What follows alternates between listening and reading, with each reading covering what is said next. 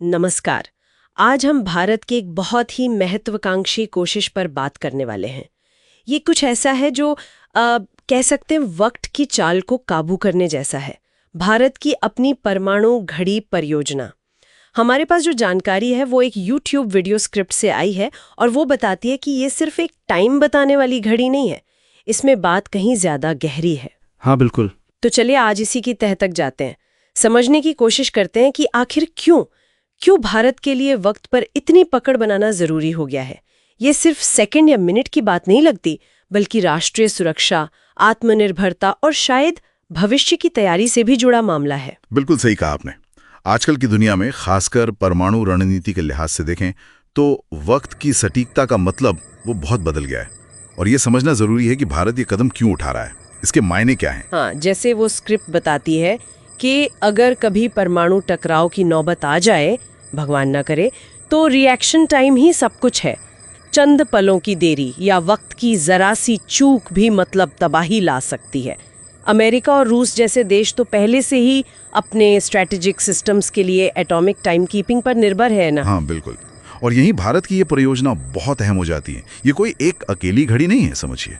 ये तो बेहद सटीक परमाणु घड़ियों का एक पूरा नेटवर्क होगा और इसे भारत के परमाणु कमांड सिस्टम के साथ सिंक्रोनाइज किया जाएगा। सिंक्रोनाइज यानी एक साथ मिलाया जाएगा। हाँ बिल्कुल।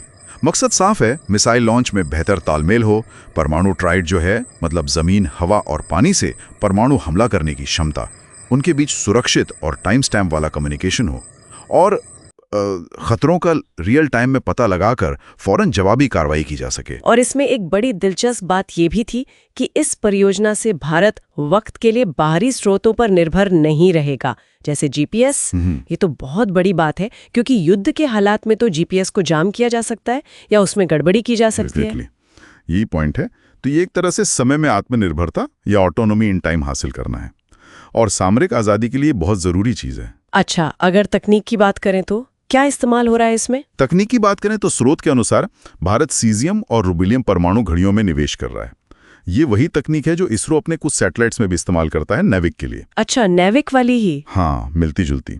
इनकी खासियत यह है कि ये घड़ियां सीजियम या रुबिडियम जैसे परमाणुओं के अंदरूनी अविश्वसनीय रूप से स्थिर कंपन को मापती हैं।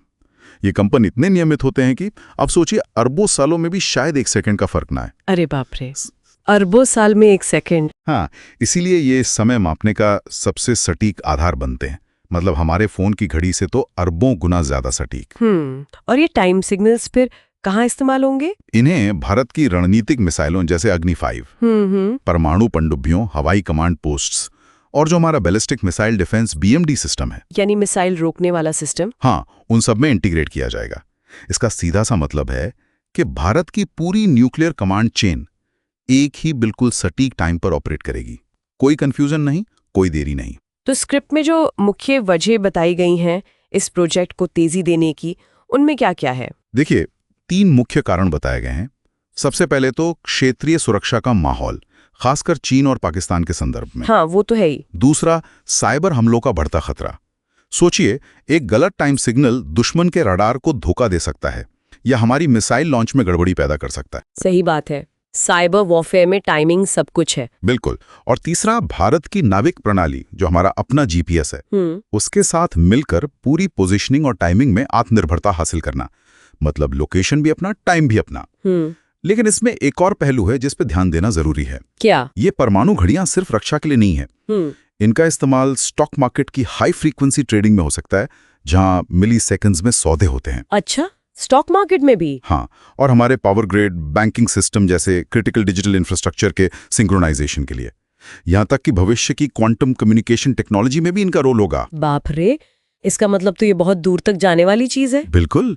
अगर हम इसे बड़ी तस्वीर में देखें तो 21वीं सदी में सटीक समय पर जिसका नियंत्रण है, उसका एक तरह से भविष्य पर नियंत्रण है।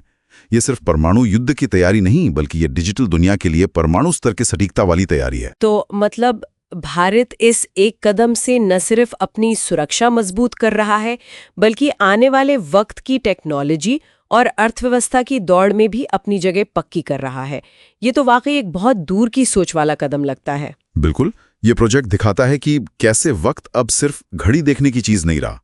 ये राष्ट्रीय शक्ति, सुरक्षा और आत्मनिर्भरता का एक नया पैमाना बन गया है। और ये सोचने पर मजबूर करता है क्या भविष्य में देशों की ताकत इस बात से भी मापी जाएगी कि उनकी अपने वक्त पर कितनी मजबूत पकड़ है। ये एक बड़ा सवाल।